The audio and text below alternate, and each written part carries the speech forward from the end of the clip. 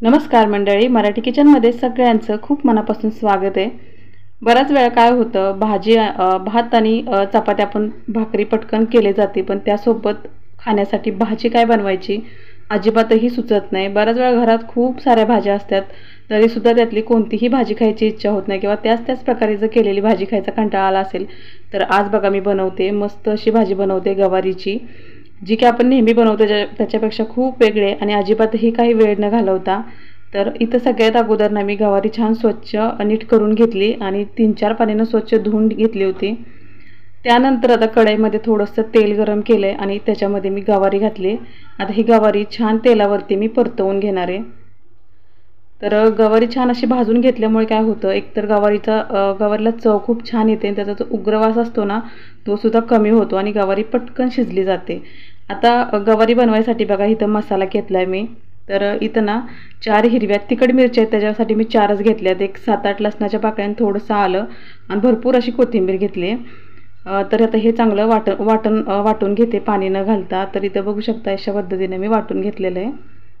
आता गवारीसुद्धा चांगली भाजली गेली, तर गवारीसुद्धा मी एका ताटामध्ये काढून घेते। तर खूप म्हणजे खूप भारी ही भाजी लागते। आपण नुसतं डाळ भात केला तरी त्याच्यासोबत तोंडी लावण्यासाठी किंवा डब्यासाठी काय जर तुम्हाला बनवायचं सुचत नसेल, नेहमी त्याच भाज्या खाण्याचा कंटाळा आला असेल ना, ही भाजी एकदा तरी नक्की करून बघा। आता त्याच कढईमध्ये मी तेल परत थोडंसं घातलेलं आहे। आपल्या आवडीनुसार तेल कमी जास्त इथं वापरू शकतो आपण। तर एक पळीभर तेल घातलेलं आहे। त्यानंतर जिरं घातलं आहे। जिरं तेलात फुटलं की हे जे हिरवं वाटण करून ठेवलं होतं, लसूण, आलं, मिरची आणि कोथिंबीरचं, तर साधारण 1-1.5 चमचा हे वाटण आहे। तर इथे हे वाटण घालून घेते आणि छान असं परतवून घेते, म्हणजे याचा कच्चापणा पूर्ण गेला पाहिजे, असं छान खमंग हे वाटण मी भाजून घेते।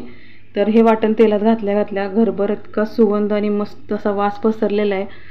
तर इथं बघू शकता वाटण चांगलं असं परतवून झालंय। आता ह्याच्यामध्ये मी थोडीशी हळद घालते। तर इथं आपल्याला गरम मसाला, लाल तिखट अजिबातही वापरायचं नाही, आपण हिरव्या ठेच्यातली छान हिरवी गवारी करतोय। तर आता हळद घातल्यानंतर परत ही जी गवारी आहे ना भाजून घेतलेली, ती मी घालते आणि 1-2 मिनटं चांगली या मसाल्यावरती परतवून घेते व्यवस्थित। तर गवारी चांगली परतून झाल्यानंतर इथं मी चवीनुसार मीठ घातलंय। त्यानंतर गवारी शिजण्यासाठी थोडंसं पाणी घातलंय, खूप जास्त नाही, एक अर्धी वाटी पाणी घातलंय। थोडीशी सुकीच भाजी बनवणार आहे त्यासाठी, तर इथं लपथबी भाजी बनवायची असेल तर थोडंसं जास्त पाणी घालू शकता। आता ही गवारी चांगली परत मिक्स करून घेतली। आता ह्याच्यामध्ये मी 2 चमचे शेंगदाण्याचं कूट घालते। शेंगदाण्याच्या कुटामुळे अप्रतिम आणि खूप टेस्टी गवारीची भाजी लागते। तुम्ही लाल मसाल्यातली केली तरीसुद्धा किंवा ह्या अशा वाटणातली केली तरीसुद्धा। तर आता पाणी घातलंय, छान मिक्स करून घेतलंय। आता ह्याच्यावरती मी झाकण घालते आणि बारीक गॅसवरती एक 10 मिनटं गवारी छान तेल सुटेपर्यंत शिजवून घेते। तर इथं बघू शकता मस्त अशी गवारी शिजली आणि छान हिरवीगार अशी गवारी तयार झाली। तर नुसती दिसायला नाही पण चवीला पण अप्रतिम आणि टेस्टी बनली आहे।